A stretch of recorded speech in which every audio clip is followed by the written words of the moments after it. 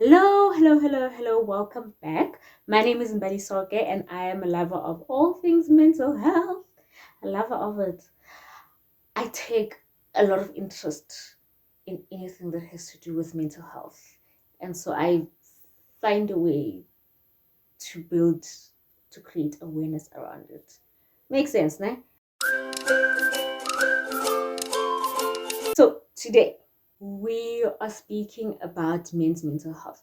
June is Men's Mental Health Awareness Month. And so in this video, we're going to be discussing 3 things that we can do to support the men in our lives. Okay, just 3 things, nothing too long. And this could be your father, your brother, your cousin, your man, whatever, whoever it is, as long as they identify as a man, we're going to be focusing on them for this specific video. So I hope this really helps you out. Number 1, start the conversation and create an environment that has no judgment. It is not that easy for men to start a conversation around mental health, around their mental health, and to speak about how they're struggling with it. But I do know that they do talk about it. The only issue then is, am I speaking to a person that's going to judge me? And am I speaking to somebody that is going to come back and use what I said against me? Find a way, the best way possible that you can do it, to create an environment that is safe and that allows for the next person to be able to speak to you, to open up. Don't judge, don't pass any judgments, don't make any responses, because the judgment sometimes it's not from what we say, it's from our facial expressions, and it's from the things that we, the sounds that we make. When you're just like, what you mean you did that? Or what you mean you're struggling with that, right? So just making sure that you don't show any type of judgment, create a very safe environment for somebody to just talk and say what they're really going through and to explain it to you. Another thing that helps a lot is when you are speaking to somebody that you're seeing you'd like for them to open up, even from the greeting, actually ask, how are you doing? And naturally, as people, we quickly just say, oh no, I'm fine. How are you? But go back to that question. No, but you, like, really, how are you doing? Look at them straight in the eye so that it shows, even with your body, you're facing them. It really shows the next person that this person is focused on me.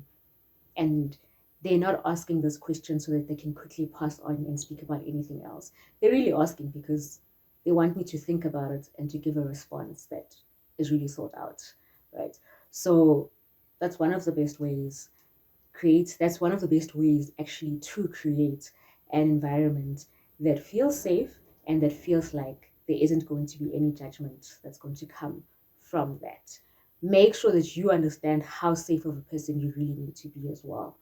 Really be intentional about the fact that you cannot come back and use whatever has been said to you against the next person, and really be intentional about how you are responding to what they're going to say, because a response that shows judgment is going to remind him that the walls that were there before that made him not want to speak about the difficulties when it comes to his mental health, it's going to make sure that that wall either breaks down, especially when it comes to you, or that wall goes even higher and higher and thicker and makes sure it stays there. Like, it's going to remind him that the walls that I built, that was actually a great idea. In fact, I shouldn't have tried to even break them down to open up. So it's important how you respond, and it's important that you make sure that you don't respond in a way that shows any type of judgment. I hope that makes sense. Number 2, offer practical support and suggest or encourage professional help. What practical support would look like? I mean, in some instances, just being there and just listening to what they're going through may not be enough. So, another way that you could help is by actual practical support. And sometimes, when you ask someone, how would you like me to help you? They will actually tell you, I need you to at least just be there with me when I need to go get my antidepressants, for instance, or just remind me to actually take them on time, or whatever it is, even if it's nothing that hectic, but whatever it is, actually ask someone, how would you like for me to be there for you, to show up for you? And that's one of the ways to show practical support. Another way is by encouraging getting professional help. So it is important for you to do a bit of research on practical help that can help men or the man around the man in your life, right? Clinics and hospitals offer professional help for mental health for free. And if they can afford to use it via medical aid or generally can just afford to get a psychologist, a therapist, whatever it is, then great.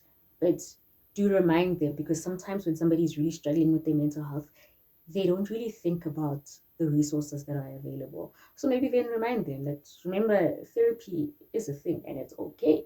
It's not an issue. You could try it out. Try it out. We can do research together. Doing research with the person to find a great therapist is also part of practical help. The problem with mental health, or mental illness actually, is that it makes you feel like you are alone. And it really enforces that idea in your head that you are completely alone. So practical help helps the next person to see that, not just in terms of listening, being listened to, but to actually get up and do something about this issue that I am struggling with. I'm still not alone, even in the practical part of trying to deal with the situation, right? So even just helping, looking for a therapist, looking for a great person that can help him out, or taking them to the actual clinic, to the hospital, and helping them with getting admission or whatever it is. But suggesting professional help is also a really great idea. Sometimes people just don't want to go through that process completely alone. Try that. Try that. Another thing in terms of practical help, calling places like SADC, the South African Depression and Anxiety Group. You can call SADC and tell them about somebody else that is struggling with their mental health or that you're worried about, and they will call that person. Maybe do that. Let them know. Okay, is it okay? Can I call SADC on your behalf if you don't want to actually make the first move? Can I make the phone call on your behalf? And call them and let them check in on him, right? Or leave him with the resources, leave him with the numbers, the crisis line, the whatever, leave him with the numbers, the SMS line that SADC has to contact them when he is ready to do so. At least he will have the resources. There are apps like October Health as well. There's many apps that will help you with. There's one app, forgot the name, but there's so many that are similar to it, by the way. Okay, on Play Store, I think maybe on iStore as well, but I've been using Play Store, so. But there's many apps like it that are just there for words of affirmation. And every day it will send you a reminder of words of affirmation. And maybe you could encourage him that say those sentences out loud. And it could actually make you feel better about yourself or just help you deal with what you're going through to just get through the day. So there's apps like that. And then there's apps like October Health where you are able to get onto the app. You're able to get onto the app and get more professional help. There's something like support groups and stuff like that in the app. There's a lot going on in the October Health app, but it's worth trying. Um, it will be in his personal space at his own time, at his own pace, right? So those are some practical resources that you can offer to the men in your life who might be struggling with their mental health at that time. Encourage healthy habits and positive social connections. Healthy habits, we all know that things like exercise are really great for your mental health.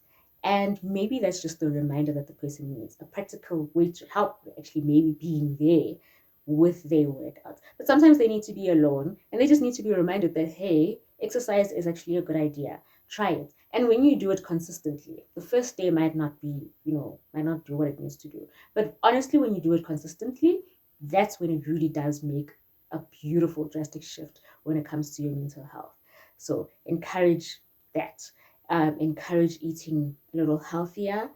Encourage staying away from foods that you are allergic to. As people, we know the stuff that we are allergic to, and not all the time do we actually stay away from those foods. But it is important to stay away from them, especially when you're struggling with your mental health.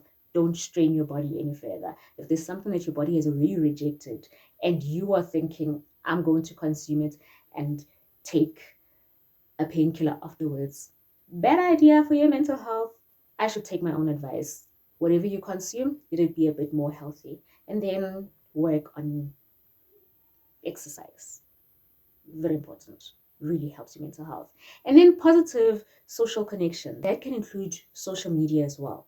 Maybe if he doesn't really have a lot of positive people in his space in his life, you could remind him, or people that he has forgotten about, you could remind him of people that have been really great towards him and that could really help him with his mental health and could contribute towards his mental health in a really positive way. Remind him of those people, encourage him to hang out with those people. But also on social media, encourage that he follows people that contribute to the mental health awareness society in like a really nice and positive way.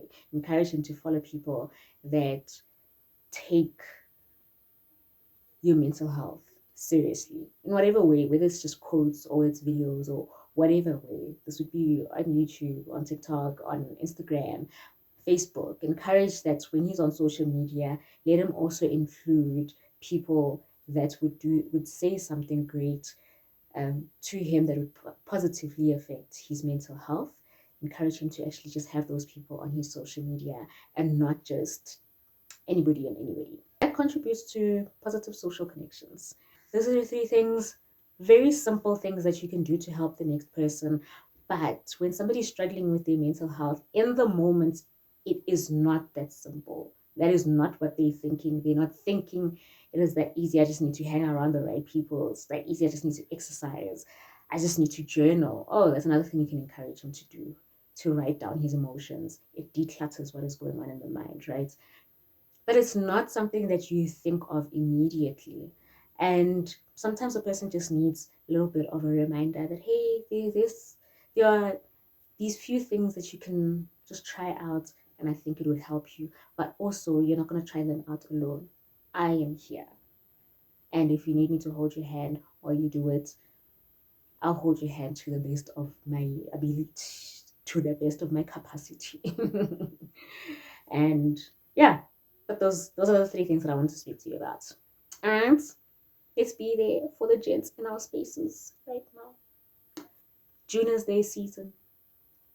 Have a great day. I'll see you in the next video. Bye. So, in tough news and saddening news, 98% of you that are watching my content are not subscribed to this channel. Please, please, please do subscribe. It really would make a big difference. And click on the notification bell so that you're notified every time I'm releasing a new video or if I am sharing an interview from Power Circle Conversations. Like it as well. It does let YouTube know that my content is worth watching. That's if you agree. And do comment. I would love to hear from you. I love getting feedback so I know what to do better or not to do or what you think. Stuff like that. Thank you. Bye.